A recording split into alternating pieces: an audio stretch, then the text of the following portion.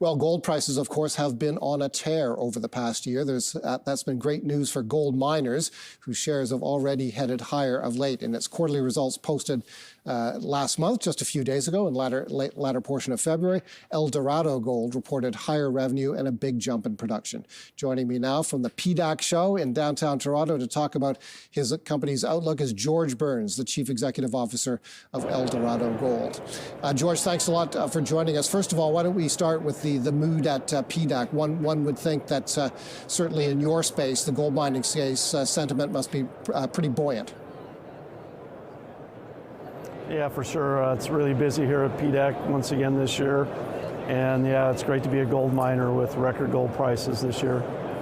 Okay, your company mines gold primarily in Turkey with big expansion coming in Greece. Let's first of all talk about those Turkish operations and how they fared in 2024. Yeah, we had a fantastic year in Turkey with our two mines. Kışladağ open pit mine with heap leaching, and FM Çukur is an underground mine where we produce a gold pyrite concentrate. So yeah, we had really good production last year, met our guidance and delivered significant cash flow from Turkey and our portfolio that generated the cash we need to invest in our transformational Skouries project. And while we're building it this past year, we actually added cash to the balance sheet. So we're in a great position to get it in our Skouries project into production Q1 of next year. Is it a challenge to control cost in Turkey? An analyst we spoke to said other gold miners in Turkey are noting price pressures in that country, and they're wondering how Eldorado is managing to keep costs under control in that country. Yeah, I mean, in Turkey, if you look back over the last 5 years, we've been able to manage our costs. We've had the help of foreign exchange adjustments against the US dollar, and Turkey's been in a high inflationary environment. But beginning last year and continuing into this year, inflation's still high. It's in the 25 to 30% range, and what that means, our labor costs are going up. And over the last 6 months or so, the foreign exchange US dollar hasn't been as helpful, so we have seen cost pressure on labor costs. Expect that to continue this year. Aside from that, really, our costs have remained pretty flat in Turkey.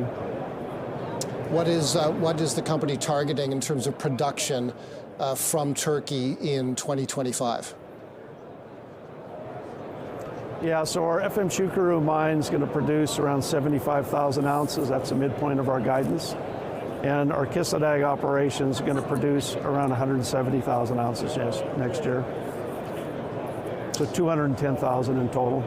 And how does that compare to 2024? Production's down slightly, grade driven by Kışladağ, so slightly lower ore grade.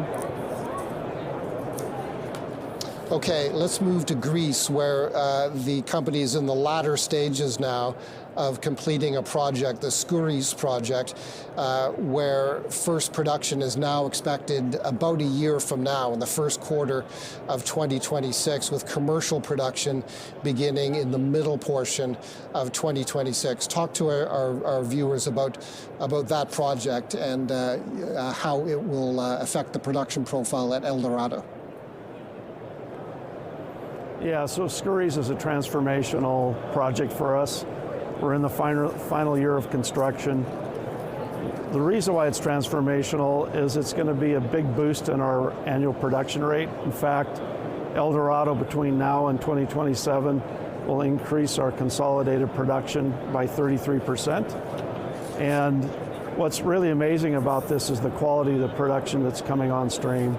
So it's a 20-year mine life. It's going to average 140,000 ounces of gold per year and an equivalent amount of copper.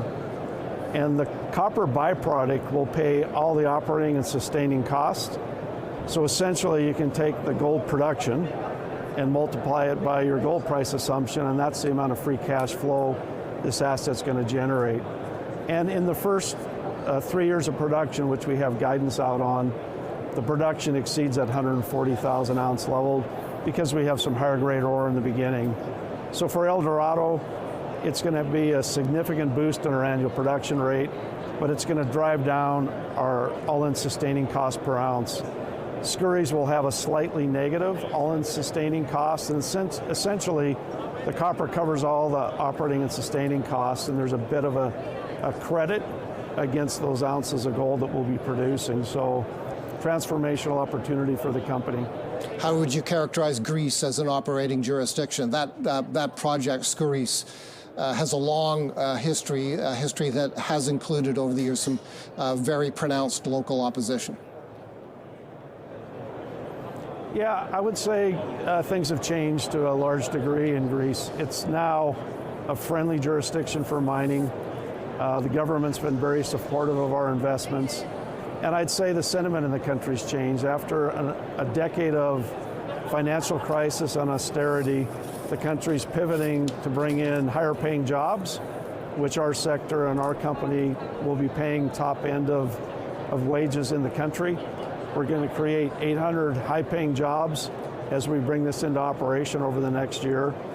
And I would also say we're the only metal miner in the country, but I believe that's going to change. It's a prospective jurisdiction, huge exploration upside. We've got projects behind our Skouries project, so future growth coming for the company.